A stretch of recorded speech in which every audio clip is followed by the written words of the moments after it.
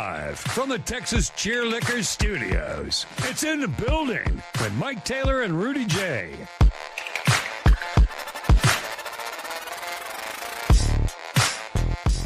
Is autumn ever going to get here? Never. It's hot as hell. This is even bad for Texas. This is hot as hell. This sucks. I'm sick of this. Going to be up near 90 again today. All week. We're damn near to Halloween. What is the weather this week?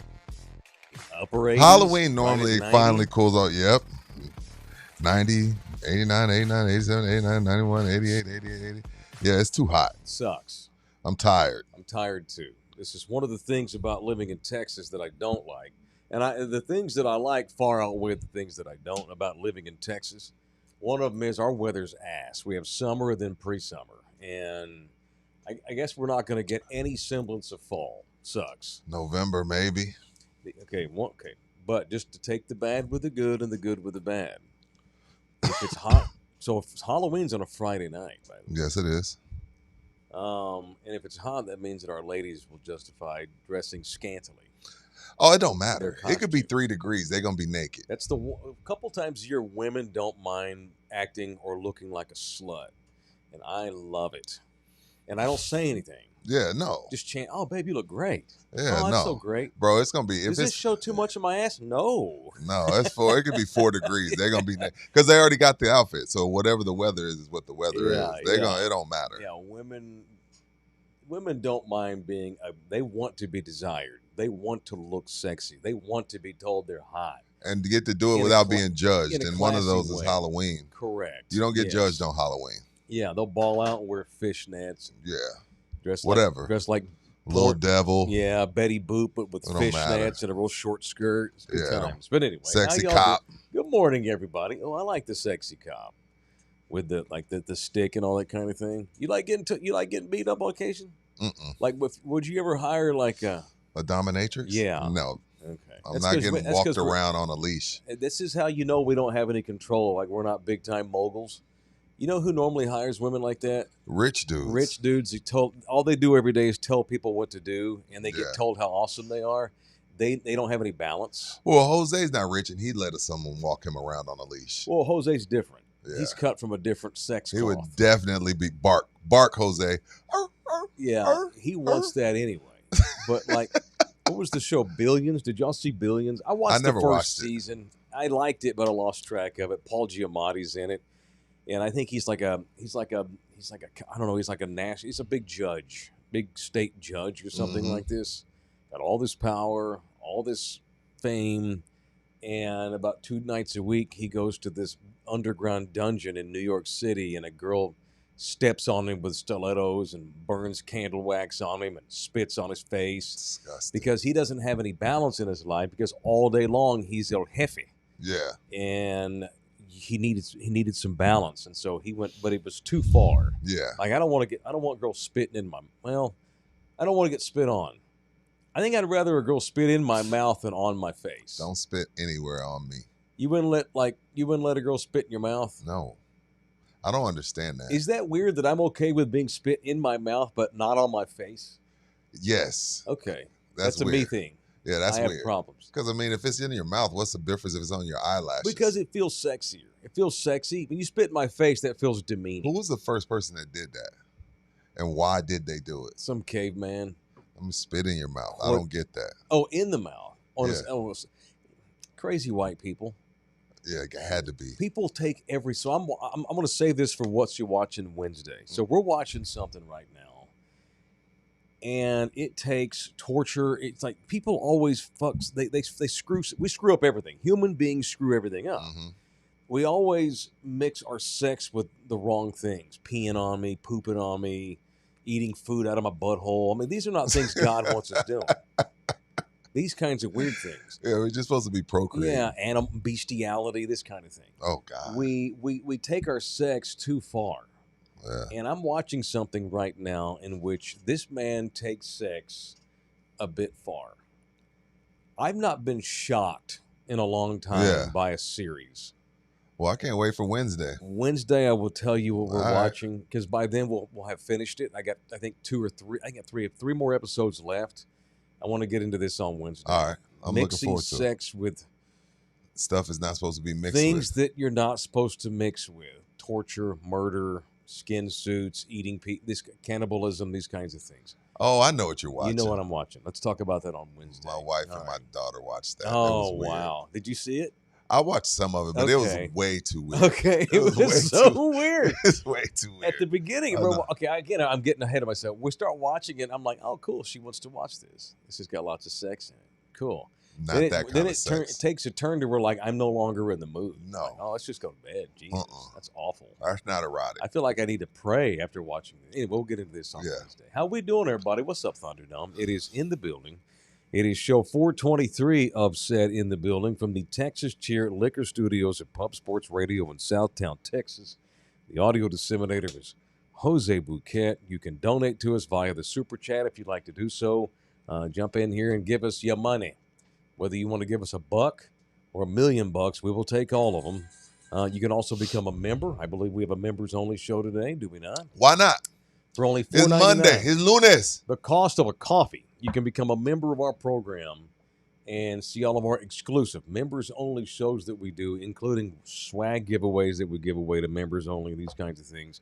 And in the coming days, we're going to up incentives for members because I feel like I want to make sure that we reward them for their loyalty and their money. It's only $5 a month, but still, I want to reward people for becoming a member and show my thank you to that. So today we will be doing a members-only show when we get done today. Got a good interview coming up at 10:30 with the dude I've been looking forward to talking to and talk a little football around the rest of it. So we're going to talk about Tupac. We're going to talk about Cowboys and other football shit today. Why not? Good times. So, and maybe mix in some ACL talk. Since one of us went to ACL over the weekend. And the other got invited, but was busy. The other guy got invited, but was busy.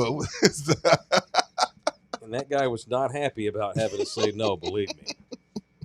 That guy needs a little bit more notice than the day of. And like 25-year-old me would have done it. But we'll discuss. Okay. You know what? So we were going to start our Cowboys post-game show this Sunday. And I'm kind of glad we didn't. I thought it would have been great. When they lose, it's better because everyone's a coach and a GM. That. But I know what you mean. It's just like I don't have much to say. What do you mean you don't have much to say? It was a great game. You got it shoved up your ass by Rico Dowdle. He told y'all buckle up. And he walked the walk, talk all that good stuff. How embarrassing that a spare like Rico Dowdle, Garrett tells you to buckle up during the week, and you still can't keep this dude under 200. How embarrassing. Yeah. This is where the Cowboys are. And they're wasting an insane season by the quarterback. He's been terrific. He ain't the MVP, but he's been great. He can't be the MVP if you're going to be under 500. That sucks. It's unfortunate because Dak's playing great. Fair. The Cowboys, and I guess I'm going to call Dak out here. Really? I'm going to be unfair to Dak. It sucks, but this is where we are.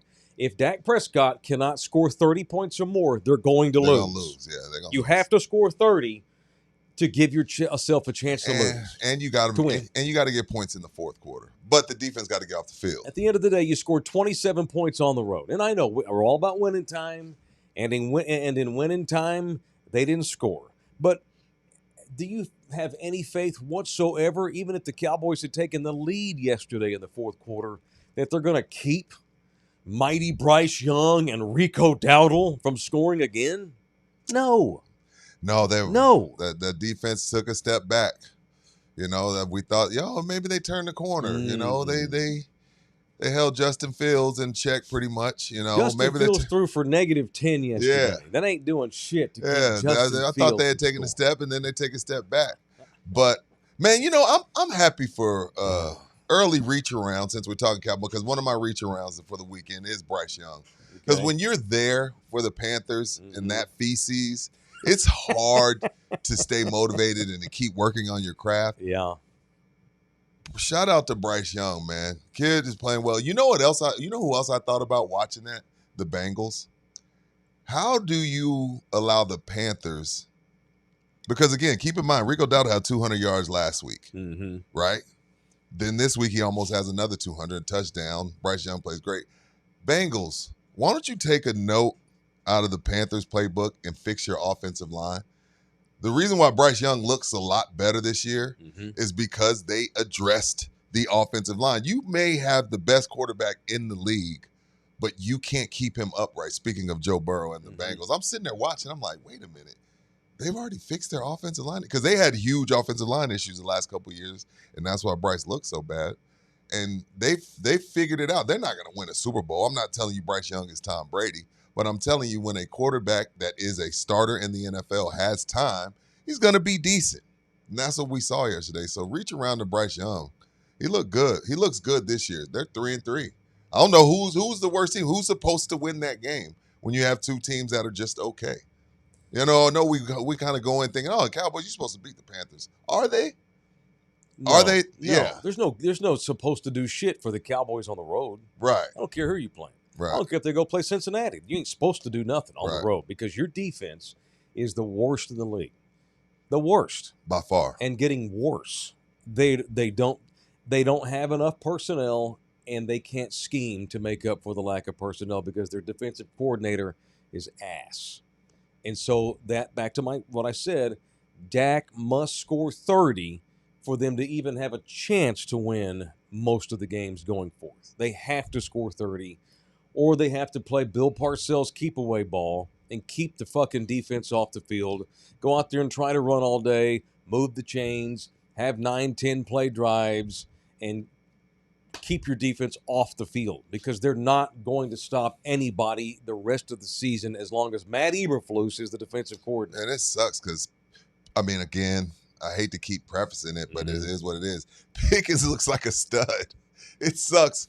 He looks like a freaking stud. I know he's in a contract year, but he looks like a stud. And then that happens on defense. Rico Dowdle, a dude that couldn't make your team.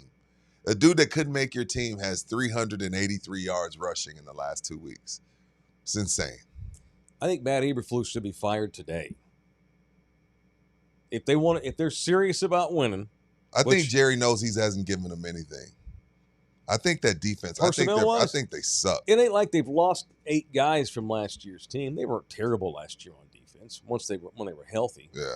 I just think schematically, and I'm not the only one that says that. I'm not some football expert. No, to me jump neither. Into Me neither. scheme and this kind of thing. No, me neither. But you look. I mean, it's fair though. He's supposed to be the first to go. Other coaches and ex-GMs that have broadcasts, and I don't normally get wrapped up in what some slapdick says on some national, football show, but many of them have agreed with what I'm saying. Eberflus got to go. They're getting out coached every week too. Fair. They're not. You have to be able to make up for your weaknesses, Rudy.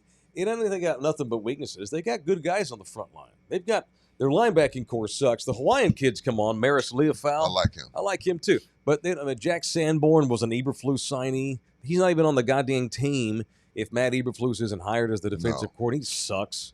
Their DBs suck. Deron Bland's overrated as shit. I don't know why they paid him. So no, they're not very good. No one says they're going to be top 10 in the league, but they're 32nd in the league. And you cannot tell me that they're so bad personnel-wise that there's just nothing that the defensive coordinator can do. I don't believe that. Even if it's like, okay, well, it's almost mid-season. Who's going to come in here and save the defense? Well, nobody. But you send a message to the guys in the room that we're not giving up on the season and we're not going to tolerate bullshit. I put this game solely on the shoulders of Eberflus yesterday. Well, all their losses are because of the defense, so. I know, but no, that's what I'm saying. That's fair. 27 points on the road. No, that's what I'm saying. It's fair. And you put up 40 against Green Bay. I know, and tied. still didn't win. Still didn't win. Still exactly. didn't win. It's bullshit. GC Services, roofing and construction. They're not bullshit. Speaking of our Cowboys postgame show, we will start Cowboys postgame show this Sunday, hell or high water. No matter what the FCC does, no matter what the FAA does, whether I have to travel to Houston, whether I've got kids trying to get off the ground on an airplane, we're doing postgame. If I have to do it on my cell phone. No, I'll be home this Sunday. No traveling. Cool. We'll be ready. GC has stepped up. They're going to promote. They're going to have the Raise the Roof play of the game Sunday on postgame. I like it. GC, representing as always, the official roofing company in the building. GC Services Roofing and Construction. 210-347-0426. It is GC Services Roofing. And thank you to my man Russ Fox. Mm-hmm. Had a great time with Russ out at Pleasanton Country Club Saturday morning. Paid for a golf tournament. GC Services was a sponsor in the building was a sponsor. Texas Cheer Liquor was a sponsor of that great tournament. Russ showed me a good time. Always great hospitality. Thank you to GC Services Roofing and Construction. My first time playing Pleasanton Country Club. Only spot out there, but I had a great time. We sponsored a hole, and I thought our little play card or whatever you call that looked great. I have it. So. Oh, cool. Yeah. Keep that. That looks Yeah, I great. have it. And it was such a cool idea to stick the QR code on there. Yeah, and I so tried you it. could- Went straight to our page. Nice. Straight to our straight YouTube to the page. YouTube page. Excellent. That's a good idea. Great idea. Thank Keep you, that Russ, thing. Gino. All right, we should get like 10 There's two more. of them. I'll give you one. We should get like 1,000. If someone wants to step up and help us promote our show, help us buy 1,000 of these things. I know. And I'll just start randomly placing them all over the city without a permit. I don't give a shit. Who cares? Let's do it. Let's do it. We are a fledgling podcast. We need to guerrilla market ourselves. And I can't think of a better way to do that than to stick those little QR codes. political signs, but has our names and faces on there. Yeah. And a link to our show. All right. Let's get into Saturday. Let's get into it. I have not been as pleasantly surprised. Let me finish that statement. I have not been as pleasantly surprised to be and happy to be wrong. as Yeah, I was Saturday. way wrong. I had them lose. I had them giving up 31. I had them getting beat by 14. I said 50-13. Yeah, you did. I said 31-17. I said 50-13. Whatever, Bookie. And so let me say this too. And so I have not been so happy to be wrong, and I'm good with that. Yeah, we were rooting for the Horns, but we didn't think they had a chance in I'm hell. so stunned I can barely speak. I'm stuttering. Where the fuck has this defense been all year? Because this is what I said Thursday, our last show before we went on a long weekend. I said the only chance I give Texas, and I don't give them much of a snowball's chance in Hades. The only chance I give the Longhorns is it's this game. It's the Red River Shootout with a neutral field. Everything can and will happen in this game.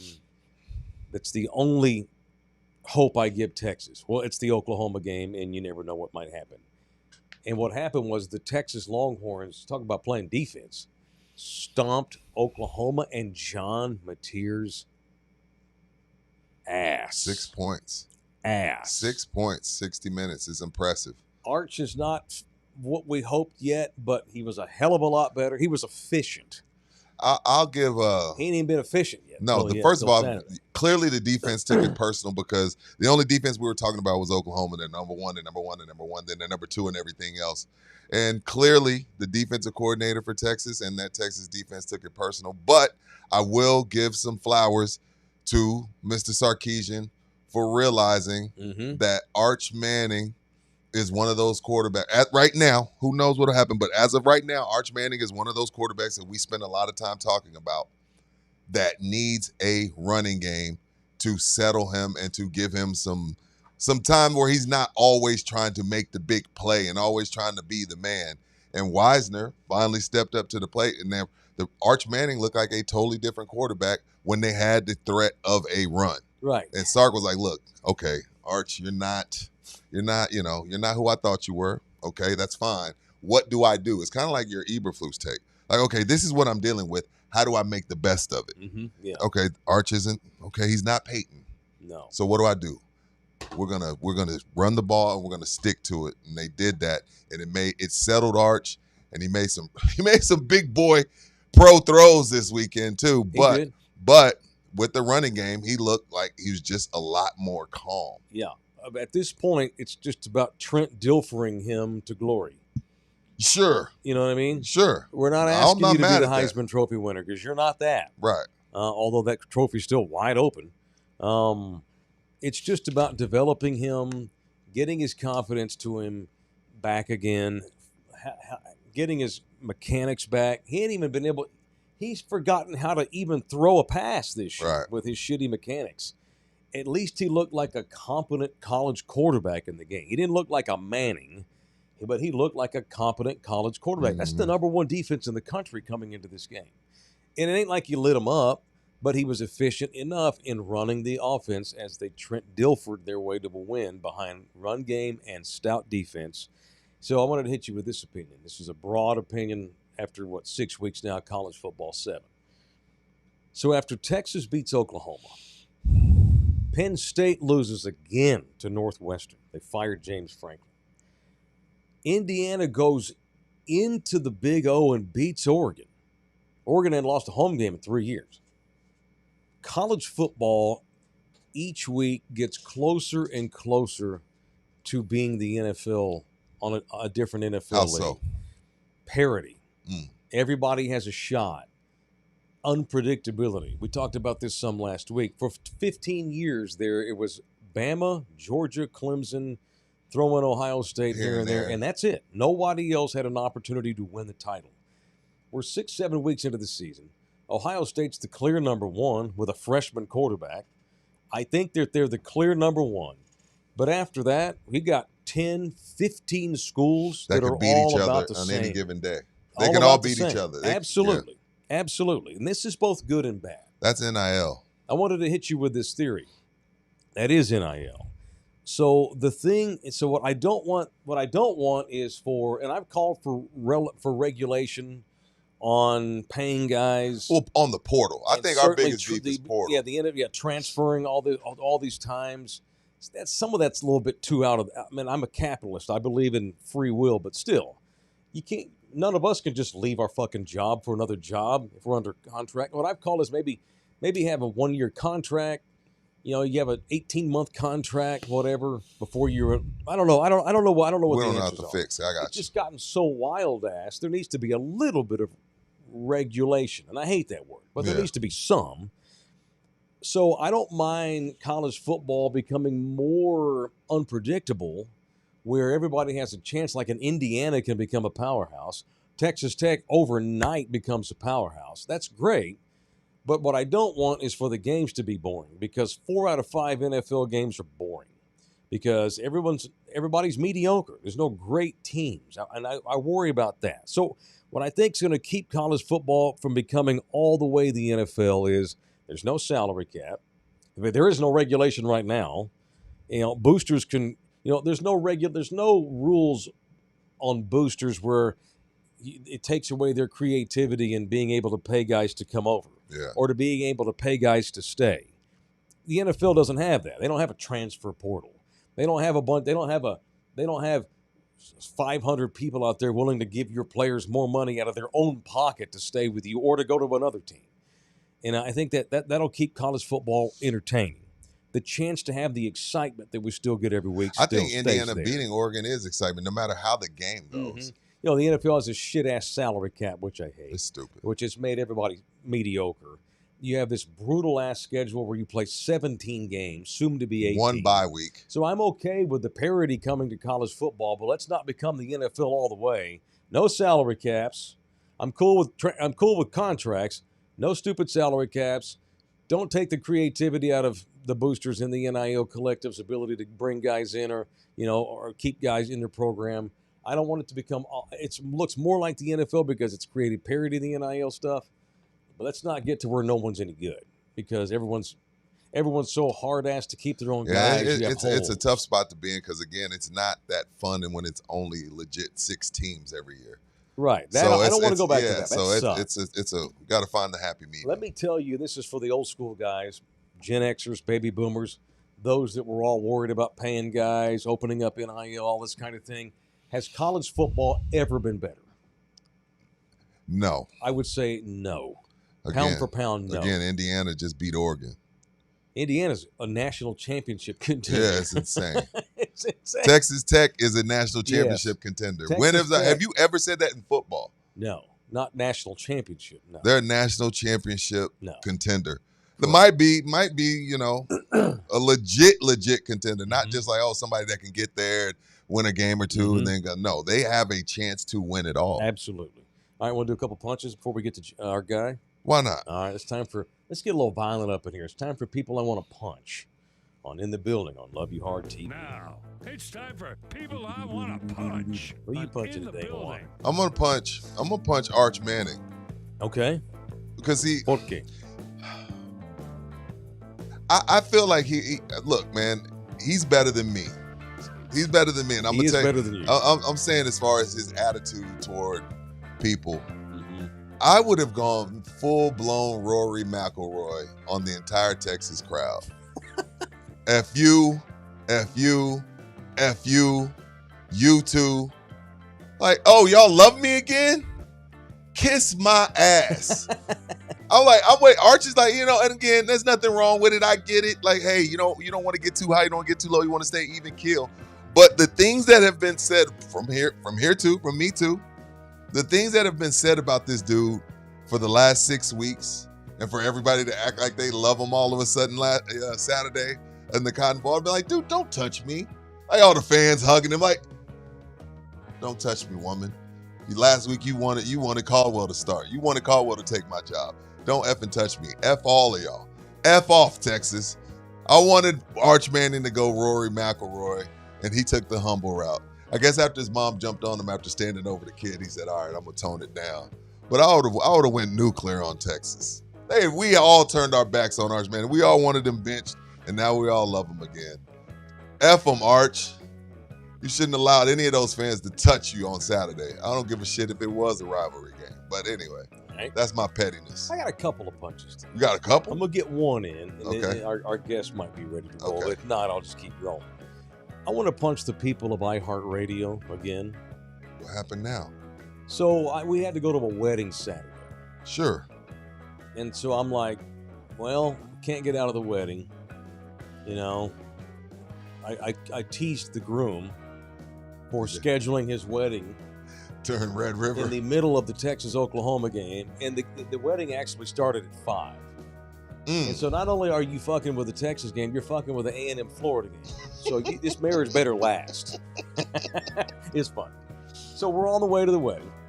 Watched the first half at home, then got in the car and drove down to the wedding. Way the hell down here in Bigfoot. Way the hell out down there to Mexico. And so we put the game on 1200. I wanted to listen to Craig, the great Craig Way. What up, Craig? Longtime friend of mine, Craig Way. The play-by-play voice of Texas Longhorn football. Mm-hmm. The signal on what was once a mighty radio station. They used to call it the blowtorch. 1200 WOAI radio in San Antonio, Texas is a 150,000 watt radio station. It's a blowtorch. What that means is that's the highest capacity frequency the FCC allows. There were nights when I was working over there where you could hear WOAI in St. Louis. Yeah. I'd be in Dallas or I'd be in Fort Worth seeing my parents, and I could listen to the Spurs games in my car in Fort Worth. That's that damn insane. signal was so strong. That's insane. And listen to Bill Schoening. We were not even out of the city Saturday.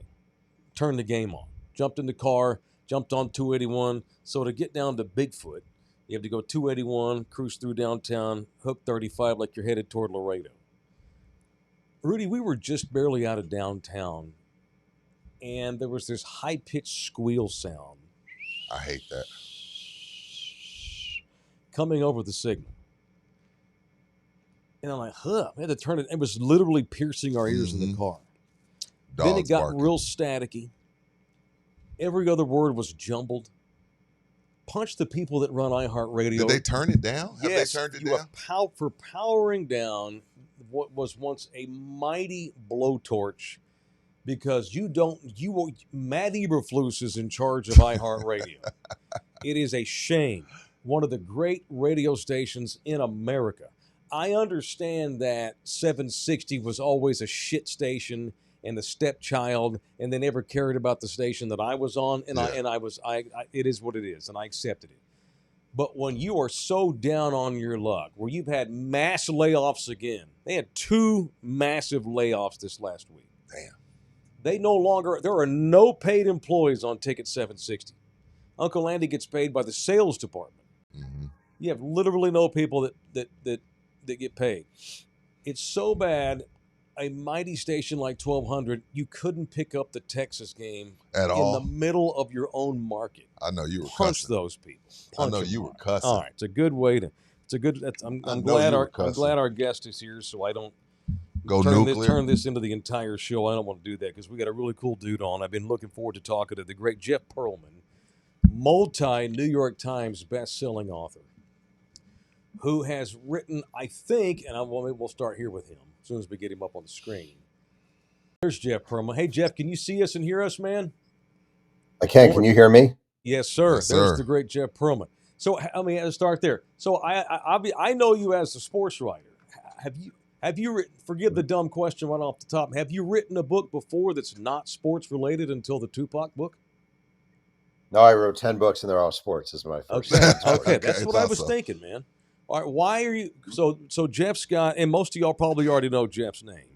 I've known Jeff. I've known who he was for a long time because of the Cowboys book he wrote, "Boys Will Be Boys," and then the Mets book was great too. And when I saw, so this is the reason I reached out to Jeff because he posted on Instagram a couple of weeks ago. I just want to promote this book. This is something outside of the lane for me. I'll go on any podcast anywhere. So I challenged to see if Jeff was full of shit, and here he is on with us. So thumbs up for joining us. First of all, it's Even this show. 8:30 in the morning in California. Thanks for doing this, man. You're a man of your word. You know, I was really, really desperate, and I thought, "What's the worst show on to promote this book?" And then here I am. You know, I just said, Well, you're welcome. Here we are. It can only go up from here. So Jeff's written a book called "Only God Can Judge Me: I love The it. Many Lives of Tupac Shakur."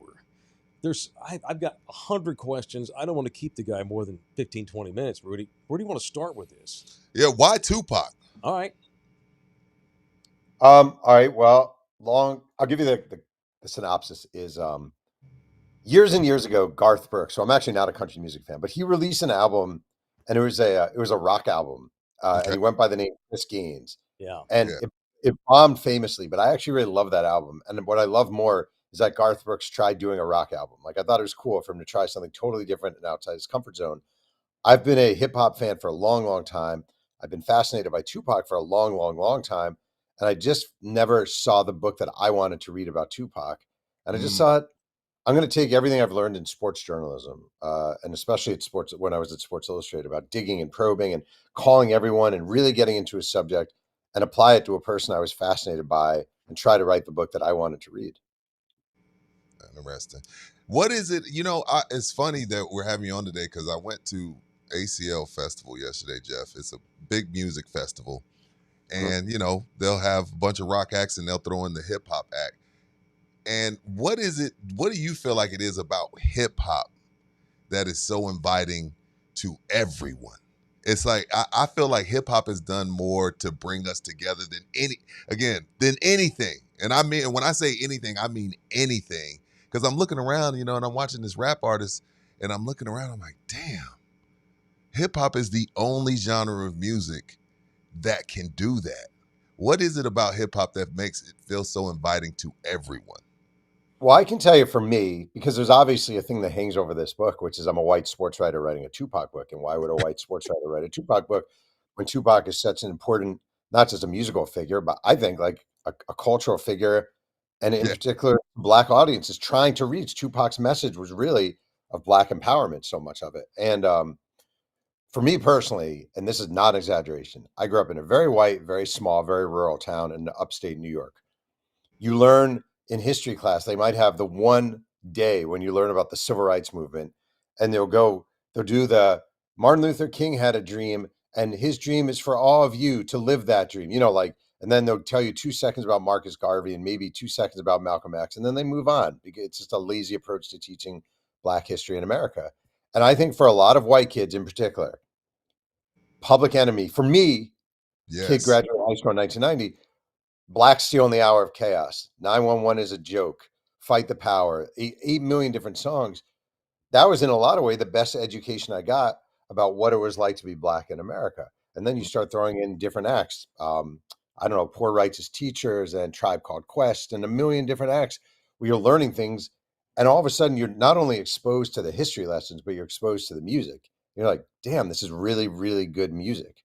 So I just think not only is hip hop the most educational form of music we have, but it's very inclusive and embracive. Like you'll never hear when NWA was in their F the Police prime, it wasn't like they were like, we don't want white audiences listening to us. It was more of, we actually want you listening to us so you can learn what we're going through. So I just think hip hop is very unique in that regard.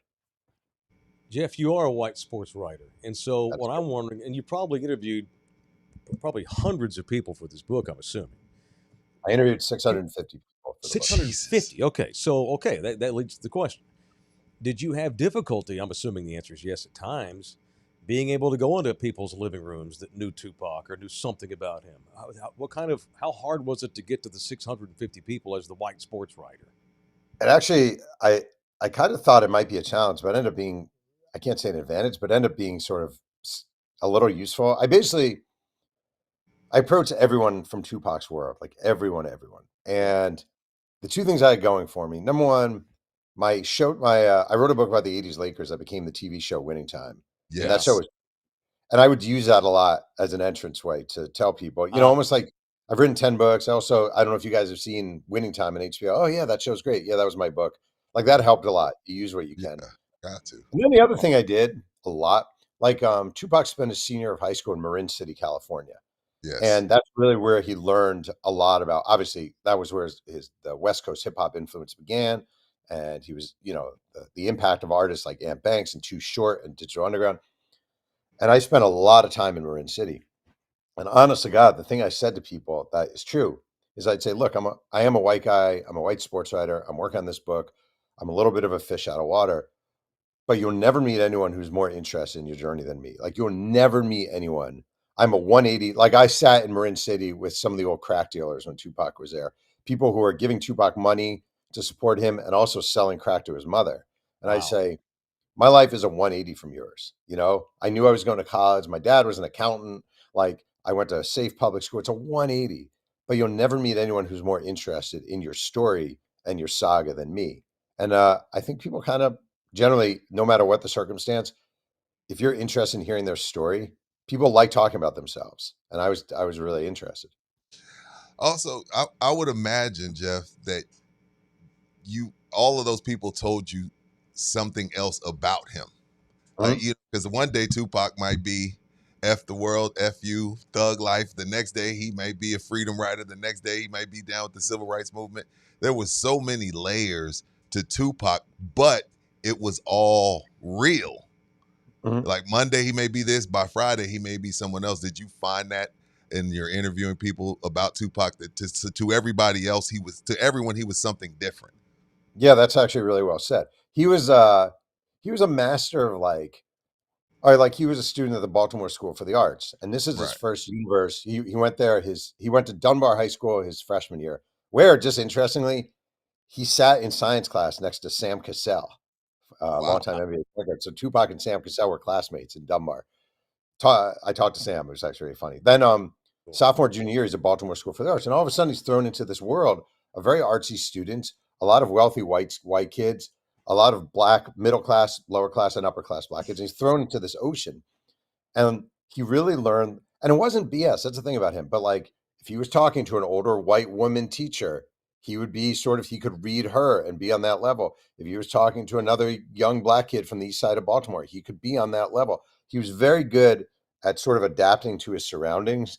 And like one thing he did really well, he was a student times 1,000. And when he moved to Marin City, he was immediately like a really good rapper with East Coast stylings. Right. And early on when he was there, he got his ass kicked in a rap battle by a young rapper named Tack. And this guy Tack was born and raised in Marin City. Tupac wasn't. Tupac basically vanishes for a week, and he spends the week following around the most notorious crack dealer in Marin City, not exaggerating, with a notepad and pen. And he basically asks the guy, "Can I follow you around, watch your life, take notes, try to understand what you do and how you do it?" And he comes back 5 days later and he unspools this rap called "In the Days of a Criminal" that he wrote off of studying this guy. And his friends were just blown away. And I interviewed the crack dealer from that time period. We went to a diner together. Wow. He was there with his grandson, which it's really an interesting life twist.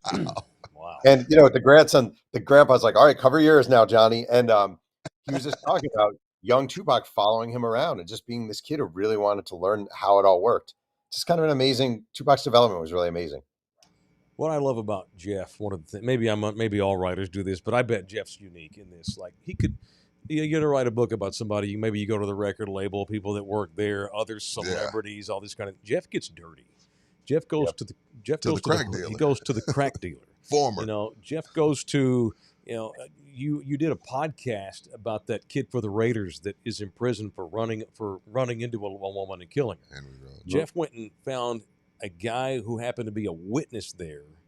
Turns out this guy had major drug issues. It was just a random guy there. Jeff goes to the random guy. And man, that's why your storytelling's so good, because you don't dick around on the surface. You go talk to everybody, and that means everybody, man. Well, I kind of have this philosophy. I figured this out years and years ago. Like, I wrote a book about Brett Favre, just as an example. And obviously, all right, so you're writing a book about Brett Favre, base level. You're like, oh, you got to talk to Mike Holmgren, right? And you got to talk to Donald Driver, and you got to talk to this guy and that guy. But I always say, like, the kid who was a free agent running back out of Bucknell and was in camp for 3 weeks with the Packers, Brett Favre may never remember that guy existed. But that guy's always going to remember the guy, Brett Favre. You know, that Brett Favre gave him a nickname, hey, Buckle, or that he would give him water and spit it in as a joke. Like, all these people remember Tupac. You have to remember Tupac because of what he became. So there may be some kid who went to Dunbar with him, and Tupac would never remember this guy. But Dunbar kid is always going to remember the time Tupac talked shit to the teacher. So that's why I find those people, because they all have stories that haven't been told before. Because of their, I don't know, complicated relationship and their, I guess, alleged entanglement, did you reach out to Jada Pinkett and at all for this book? Because she kind of knew him just as good as anybody else did, and their story is pretty deep. All right, so I didn't get to talk to her. I actually went to I flew to Miami because she was appearing at the Miami Book Festival as a speaker, and I thought maybe I'd be able to get her after she walked off the stage. You know, she's very, very, especially after the whole slapping incident with her husband, she's very, very reluctant to talk about Tupac. They went to the Baltimore School for the Arts. I talked to a ton of people about their life. Jada Pinkett, not that liked at the Baltimore School for the Arts. In fact, I interviewed an actress, like a pretty big time actress, who appeared in a movie with Tupac. And she said to me just recently, she's like, I forgot to ask, did you talk to Jada? And I was like, no, I wouldn't get her. She goes, yeah, I'm not surprised. She's really weird. And, they didn't date. They didn't date. They're good friends. Yeah. And a lot of people in Baltimore are like, Jada kind of exaggerates that relationship a little bit. Like, they were definitely friends and they were close, but Jada was difficult and Tupac was easy. Like, Tupac, you can't find someone in Baltimore School for the Arts who didn't love Tupac. He was just like a butterfly floating around. He was very dramatic. He was the arts kid. He was kind of effeminate. He had a high top fade with a peroxide strip. He spray painted his own clothing. His nails were painted. He'd show up to school every day drinking out of a baby bottle, sucking water out of the nipple of a baby bottle. He was just like this artsy, free spirit kid. And Jada was a very serious, I'm going to be the greatest actress of all time sort of person at that point.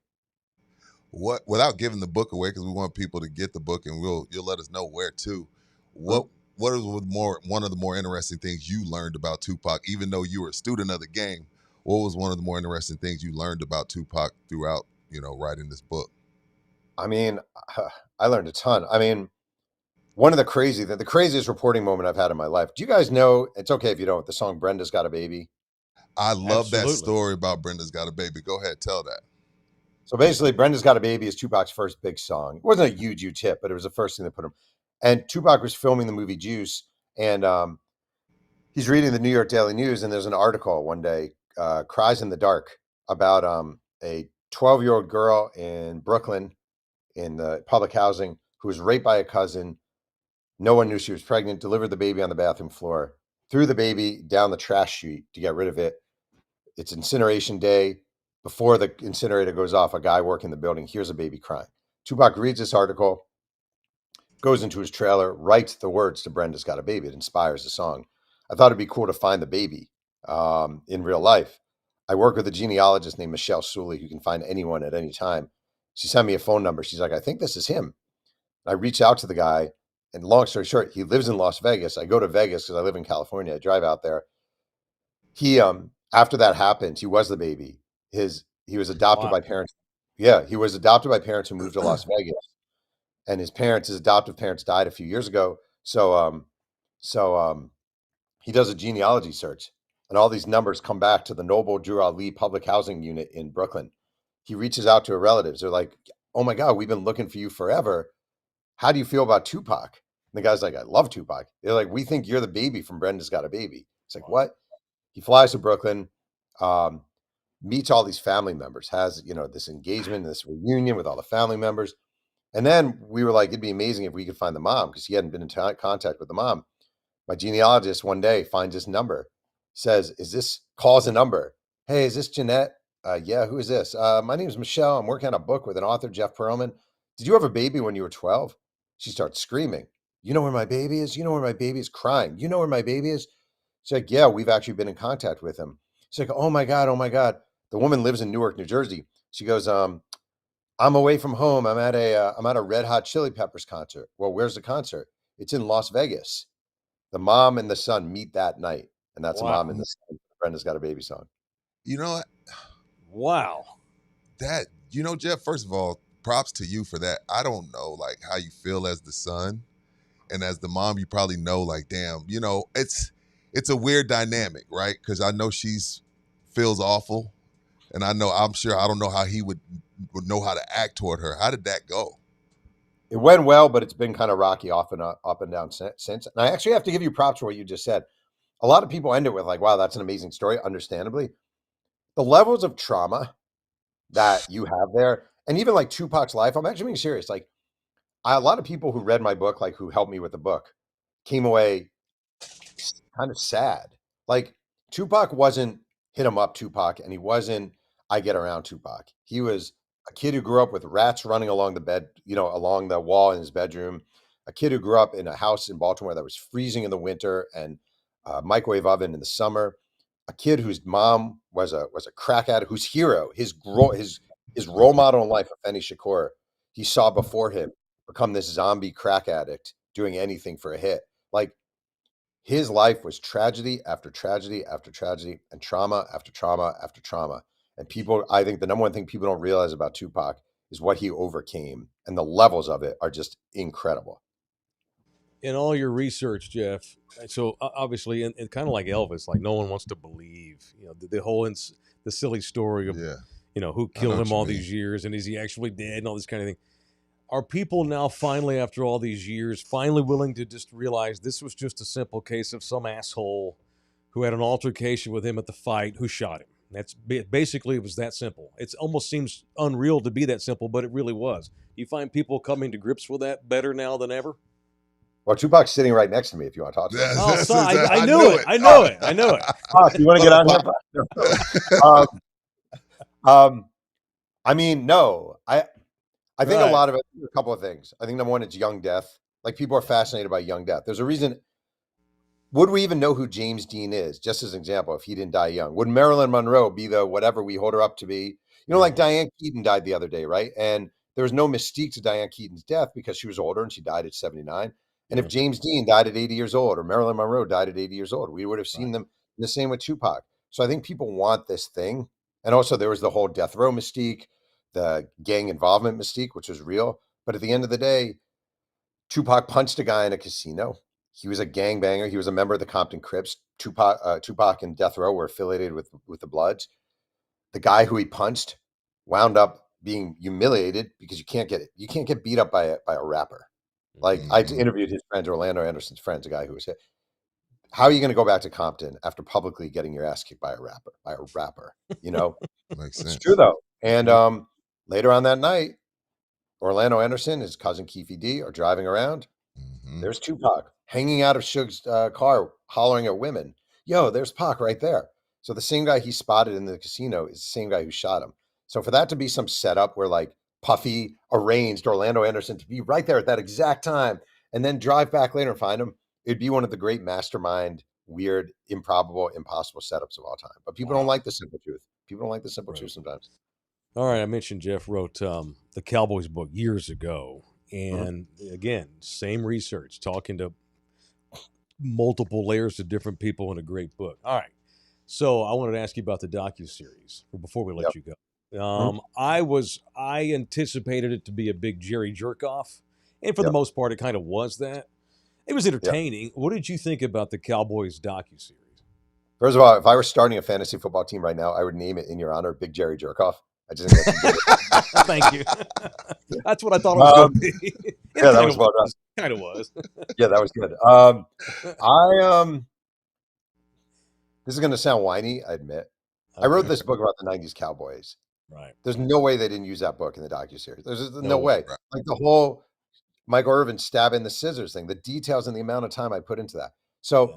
I definitely found it a little lacking in professionalism. Mm. And again, this isn't about me. I swear to God, like I've been doing this for a long time. I don't need Okay. more. I don't need personal. Like I don't do this for fame or whatever. Mhm. But I'm tired of journalists being robbed of material across the board. Yeah. It's happening Amen. more and more. I hate it so much. I thought the docuseries was okay. Like it was a big Jerry Jerkoff. It kind of obscured the fact that I don't think he's a very good owner. Like I don't think he's a very good owner. I think he had an amazing first coach who was great at personnel. I think the Herschel Walker trade was entirely Jimmy's doing and masterminding. The Steve Walsh trade they didn't even mention was also Jimmy's doing. And I thought it was like an ode to Jerry Jones. And I just think like, look at the Cowboys. It's going to be 29 years without a Super Bowl. 29 years for the Dallas Cowboys. That's crazy. So it was fine. It was entertaining, but I can't say I loved it. Where can they get your new book, the new Tupac book, Jeff?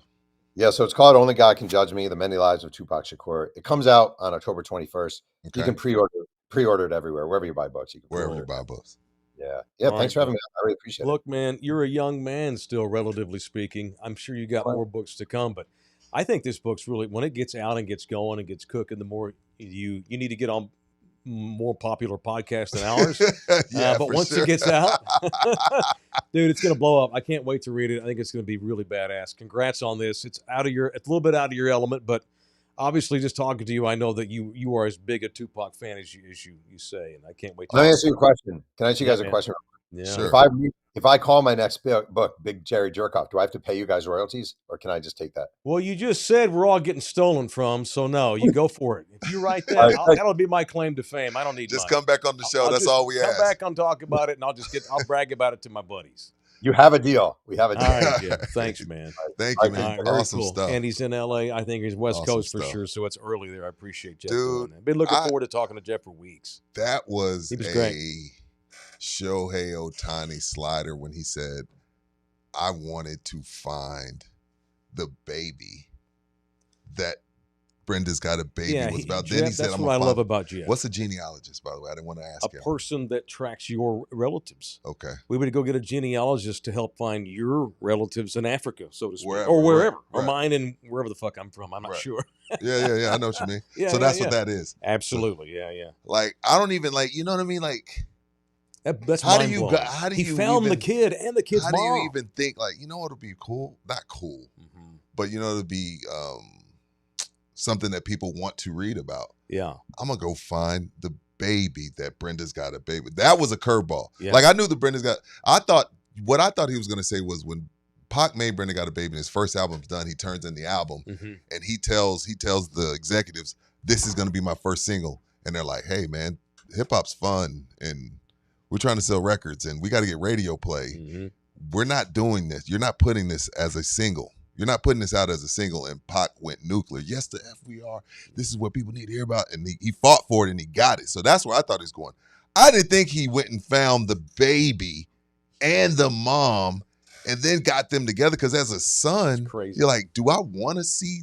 Again, she was 12. Yeah. You know what I mean? So that blew my mind.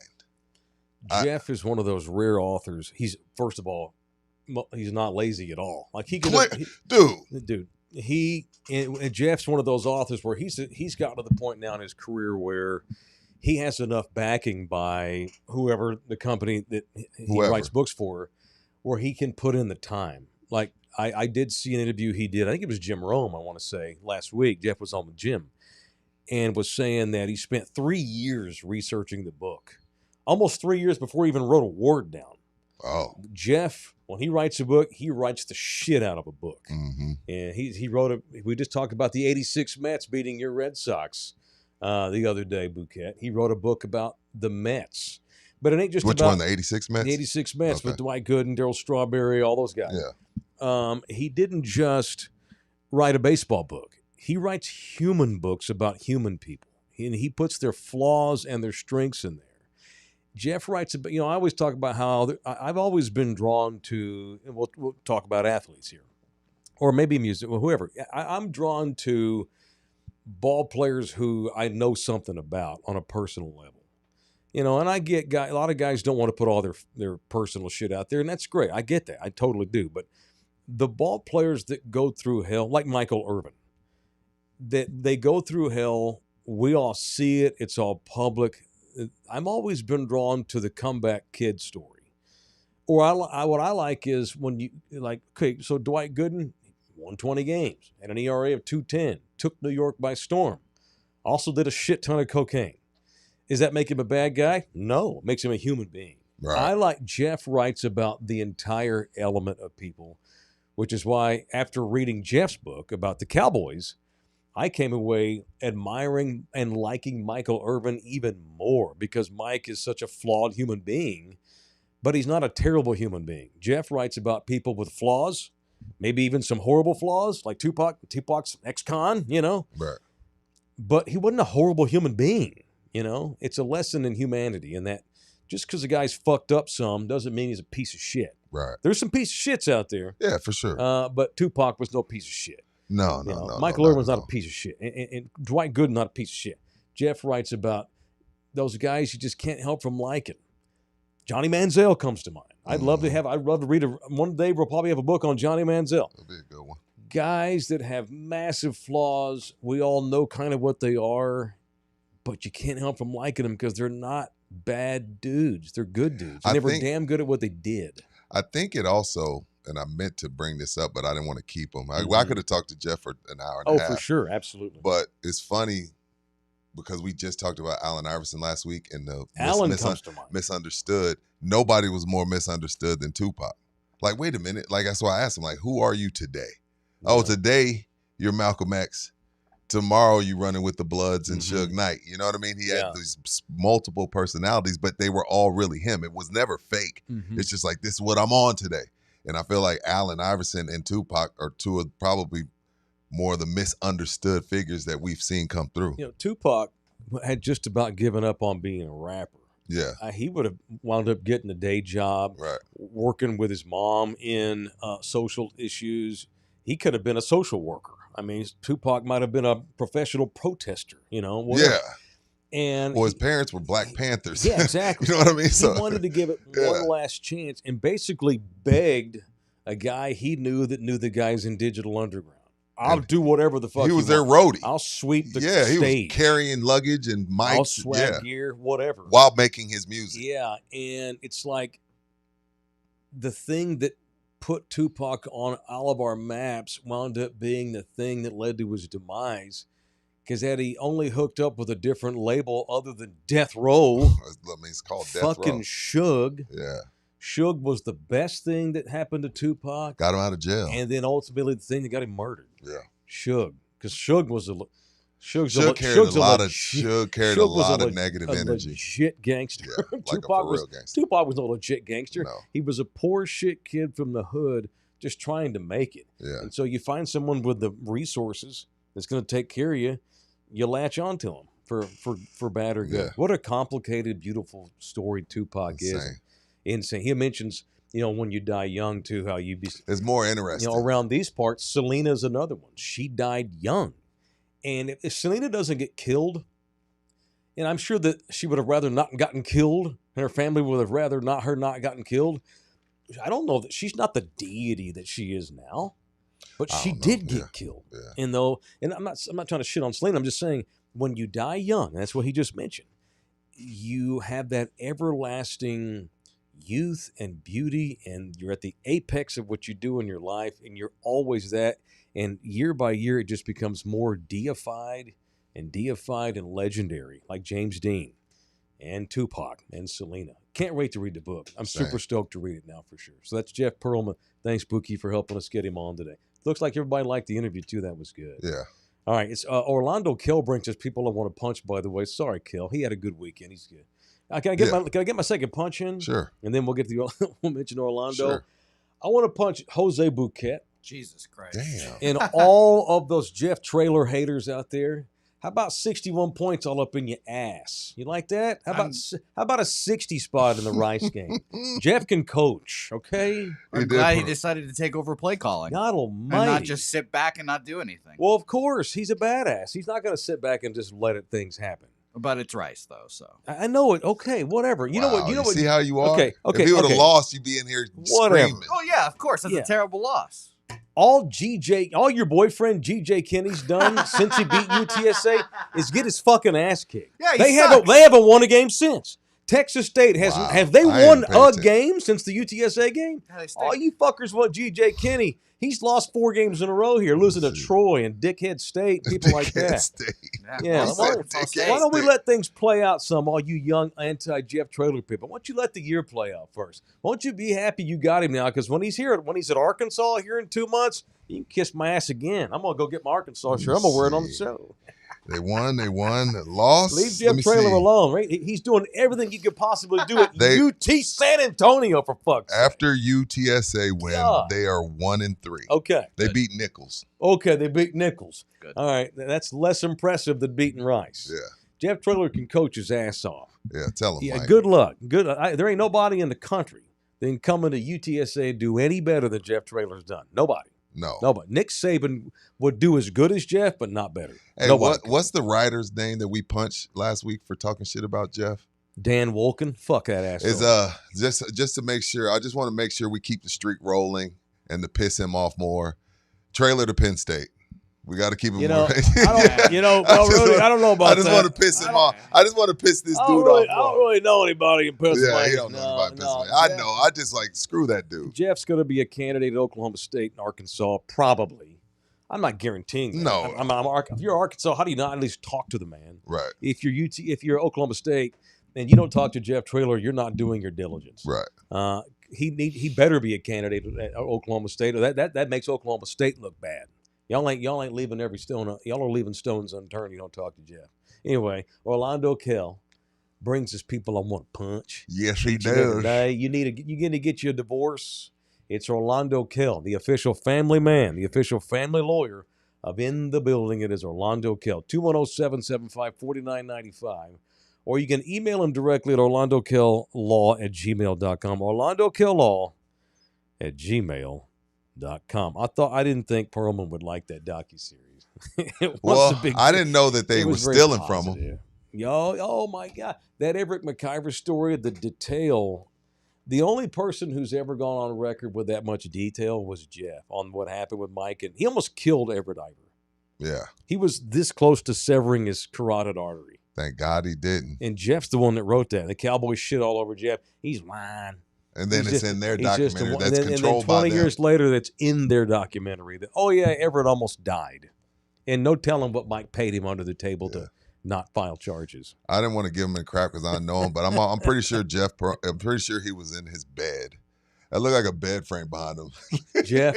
Yeah, it's 8:30. Bro, and not only that, he's Jeff Pearlman. Good. He can be wherever the hell he wants to be when he gets on an interview. Yeah, it was just funny. I was like, yo, that's a bed frame. Yeah, that is a bed frame. Hey, I'm glad he did it. I'm glad he did it. Blew my mind. I can't wait to read the book, and I don't even like books. All right, so how was you mentioned ACL? Okay, punch myself. Well, you didn't punch yourself. You had plans for this for 6 months. Mr. Singh called me. What, Friday? Saturday morning. Same. And me too. He normally don't call me at the house. It was early. He called me. I'm like, oh my God. What happened? Is he quitting us? Is he dumping us? Yeah, I'm about to get dumped over the phone. And asked if we wanted to go to ACL. Oh, it pained me to say no. First of all, we had no plans to go. It was out of nowhere. It was the day before, and I loved the Killers, and that's who played Sunday night. Yeah, they were there last night. Fucking A. So how long? So I just couldn't do it.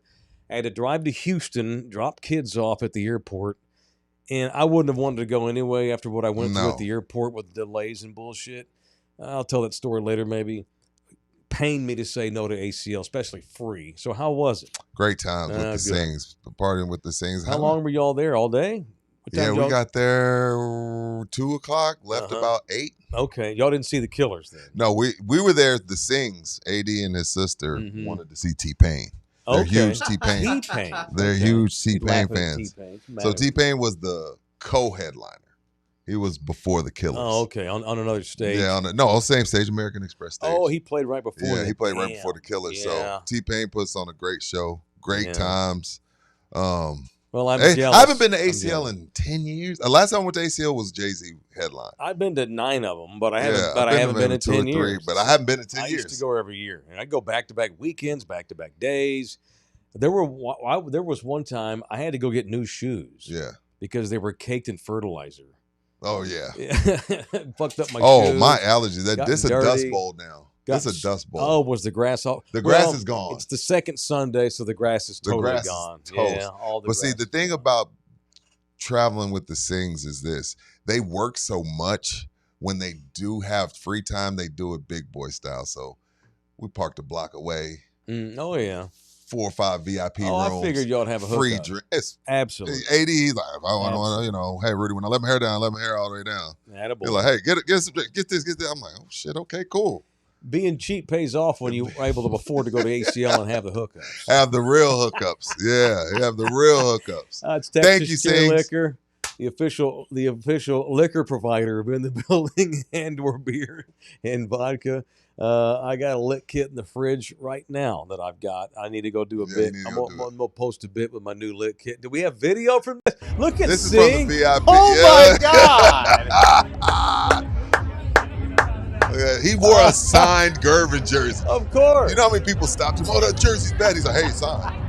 See, that's from VIP section. We're not down there with we don't ACL the same. No, of course not. That's so great. Look at that Gervin. Look, he had the guns out, Mike. Badass. My man. Don't play that music too long. Okay. Yeah. Very good. Very good. Times. All right. Texas Cheer Liquor. That right there is the man that owns the ones that we deal with, all 7 in town. Family owned and operated from day one. It is Texas Cheer Liquor. 7 locales in and around Greater San Antonio and the one up in Bernie. And you get 5% off on all of them when you mention in the building, no matter what and how much you purchase in there. All right. Yes, so sir. So starting right now. Right now what? You are not allowed to call me Mike. I am changing my name. Right now. Starting right now. I said this on Friday. I told Orlando Kell this.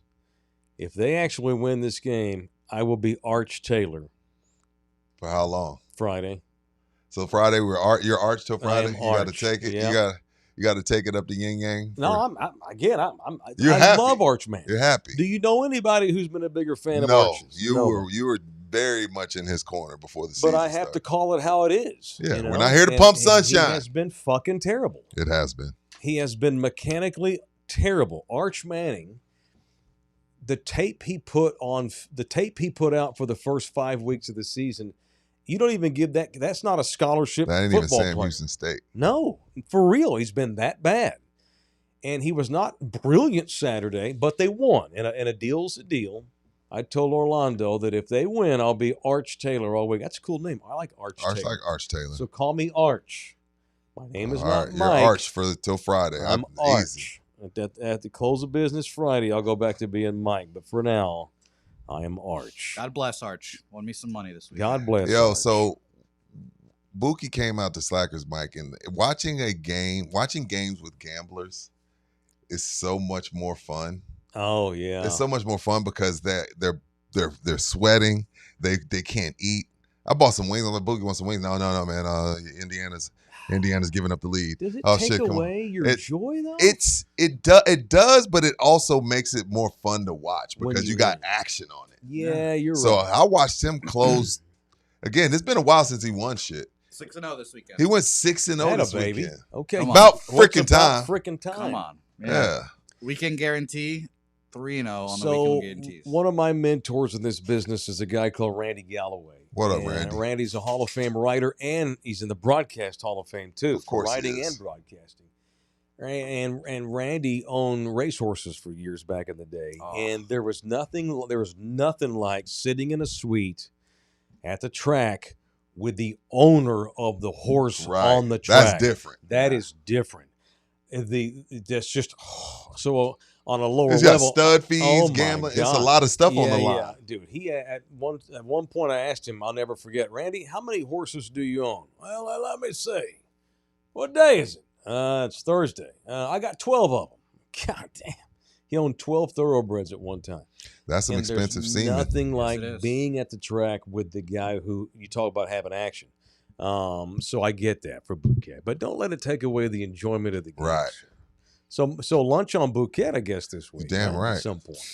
But you owe us a trip to your favorite taco place. What was it called down the street? Cuevas, Las Cuates. Los Cuates. Cuates, the twin. Orale, when are you taking us to Los Cuates? It's a great place. It's a great place. It should be on Hustler because he won 1,500 this weekend. Well, apparently. no, it's on you. It's on 'cause you. don't Hey, work for the Hustler show. don't work with us. Yeah, so I'm sorry I missed the Slackers too. I was Oh, you're at the wedding. at the damn wedding. I went to a beautiful wedding this week, down at a ranch in Bigfoot. I'll say Texas. this: if it's someone's getting married in Bigfoot, I'm betting they white.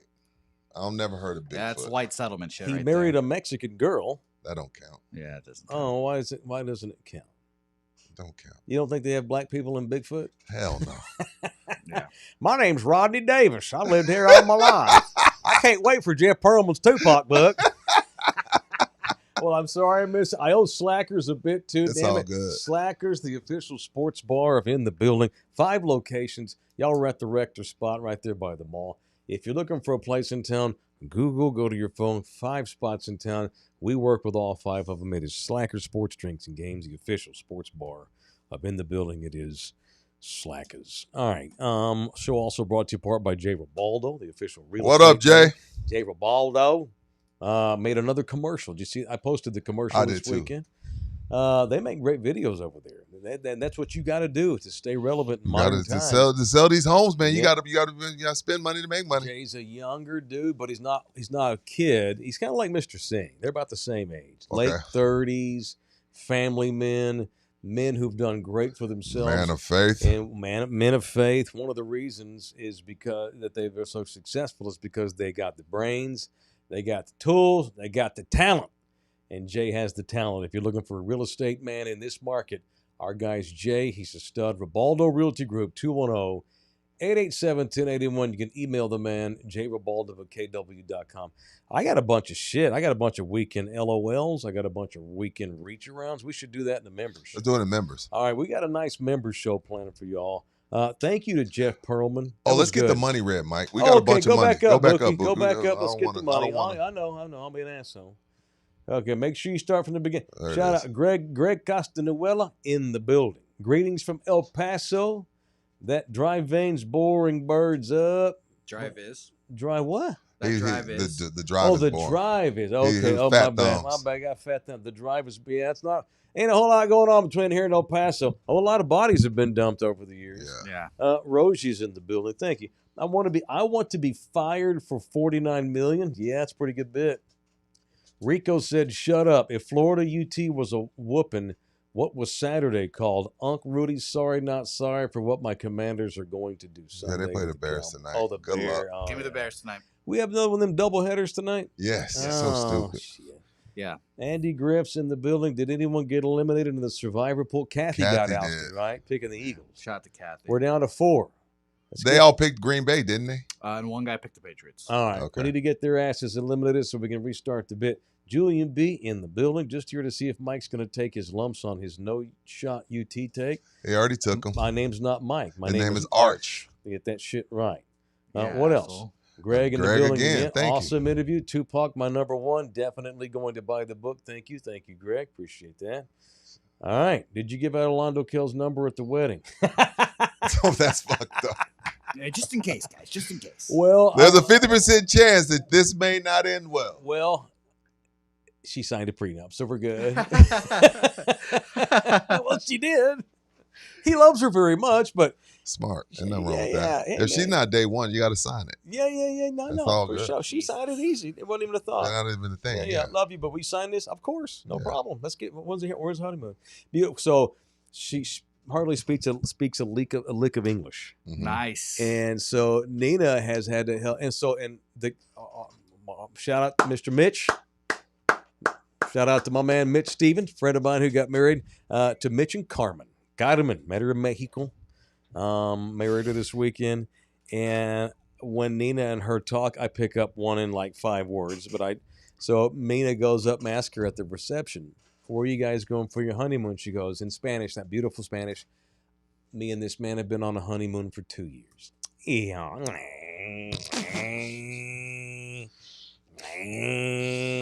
Can I say something out of Hey, pocket? you marry a millionaire, you gonna be on a honeymoon too. Will you sign that prenup too? Yeah, fuck yeah. Absolutely. What? My out of pocket statement. Mike, how long has she been in the U.S.? She got married. She's good. Is this one of those, citizenship weddings? No, Mitch can afford to get the paperwork right. Yeah. Brought her people up and everything. Yeah, We're good. he We get the paperwork right. I'd like Mitch more. If you can afford it. Wedding. Yeah. There's certain stuff you can buy that us regular folks can't buy. That Yeah, I she's don't know good. what the fuss is about. Miss Carmen she's a citizen in 2 weeks. I don't know what y'all talking about. You spend that $15,000, you get that All gold just do the card. paper, just fill out the damn It paperwork. ain't, when you got Mitch's, it's not a green card. It's a gold it card. ain't like it ain't like it's a chore to go get an ID at the DMV. Goddamn. Yeah, sure. Drew's show with a random $45.47 for peace in the world and the Middle East. Also, shut up, Gina. Hey, Republicans buy shoes too. Yeah, we they got do. $45. Thank you, sir. That's it. We're done. See y'all in the members. All right, 15 minutes. Take a pee. Sure, take a Get piss, take a smoke. All right, we'll see you on 15 on the members side. Love y'all hard. See you.